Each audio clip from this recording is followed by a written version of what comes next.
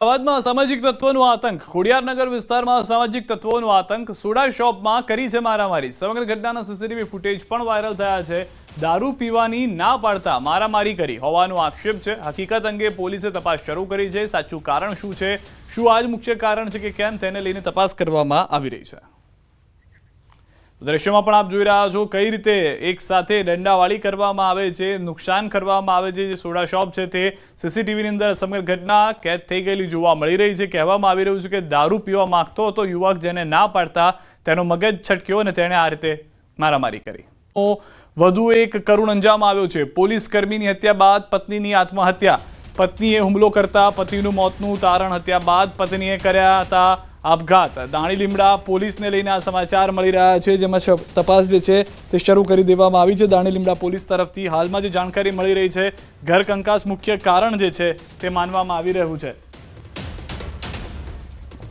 વધુ માહિતી ન્યૂઝ 18 સંવાદદાતા ઋત્વિજ પાસેથી મેળવીશું ઋત્વિજ જે રીતની પરિસ્થિતિ હાલમાં થઈ છે અને ઘર કંકાસનો જે કરુણ અંજામ આવ્યો છે વધુ શું જાણકારી છે સમગ્ર ઘટના પર જી સિદ્ધાર્થ વાત કરીએ તો દાણી લીમડા પોલીસ લાઇનનો આ બનાવ છે જે કોન્સ્ટેબલ છે તેની પત્નીએ આત્મહત્યા કરી હોવાનું સામે આવ્યું છે જ્યારે જે પોલીસ કોન્સ્ટેબલ છે તેના માથાના ભાગે ઈજાના નિશાનો મળી આવ્યા છે એટલે તેનું જે મૃત્યુનું કારણ છે જે હજી અકબંધ છે પરંતુ પોલીસ દ્વારા તપાસ કરવામાં આવી રહી છે અને ક્યાંક ને ક્યાંક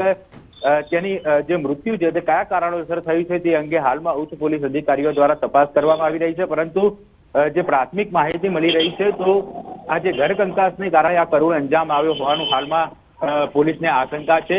જોકે જ્યારે આ સમગ્ર મામલે તપાસ કરવામાં આવશે બંને જે મૃતદેહો છે તેઓને પોસ્ટમોર્ટમ માટે મોકલી આપવામાં આવશે પોસ્ટમોર્ટમ રિપોર્ટ આવશે અને ત્યારબાદ ચોક્કસ કારણ મળશે કે આખરે જે કોન્સ્ટેબલ છે તેનું મૃત્યુ કયા કારણોસર થયું છે પરંતુ તેના માથાના ભાગે ઈજાના નિશાનો મળી આવ્યા છે એટલે પોલીસ દ્વારા અનેક આશંકાઓ અને વિવિધ દિશાઓની અંદર હાલમાં તપાસ કરવામાં આવી રહી છે પરંતુ જે પ્રકારે આ સમગ્ર મામલો સામે આવ્યો હતો ગંભીર બનાવ ગણવામાં આવી રહ્યો છે અને